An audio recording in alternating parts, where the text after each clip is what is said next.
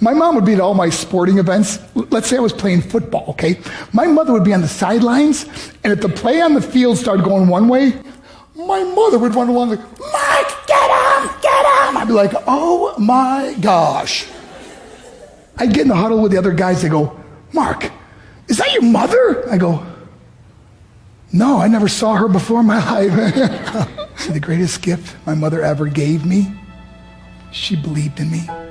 I have overdosed on drugs on 3 occasions where I should have been dead. But I believe I was kept here for a reason. You show me your friends, I will show you your future. How do I know this? I hung out with losers, and I became the biggest loser of them all because I gave up everything I dreamt about as a little boy because of who I chose to surround myself with. My friends would drive me home at 2, 3, 4 in the morning. We'd be drunk and high, laughing in the car.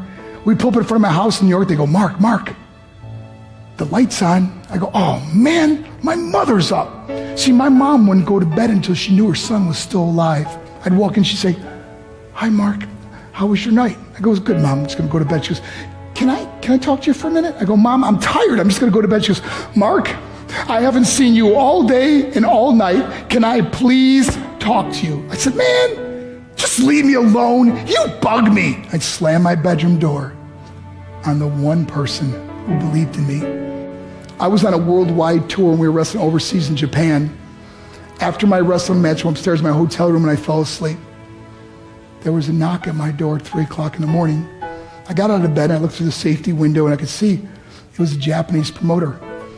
So I opened the door and he said, Mark, you need to call home. There's been an emergency. I went and got on the hotel room phone. I called back to the United States. I said, hey, what's going on? They said, Mark, I don't know how to tell you this. I said, just tell me what happened.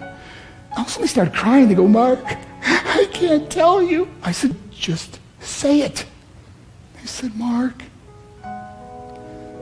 your mother died. I just threw the phone down. I ran out of my hotel room.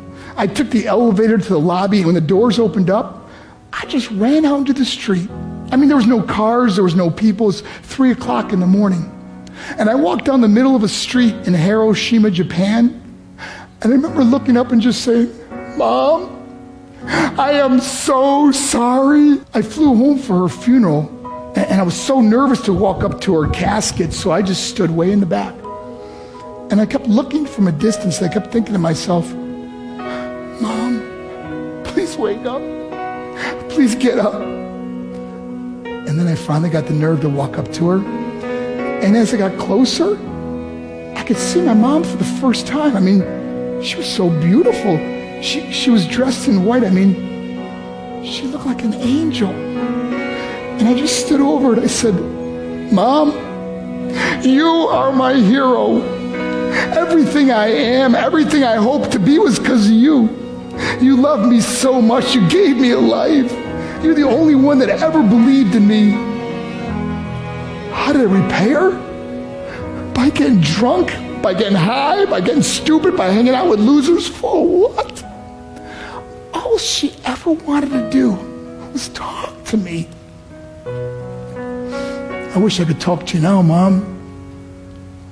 I wish you could see what I'm doing. Why couldn't I have been a better son? We are defined by our choices. But if you surround yourself with people involved in drugs and alcohol and pills, it's a dead end. I'm not here to preach to you. I'm here to tell you I lived that life. It leads to broken hearts, broken relationships, broken dreams, and death. For what? To get high?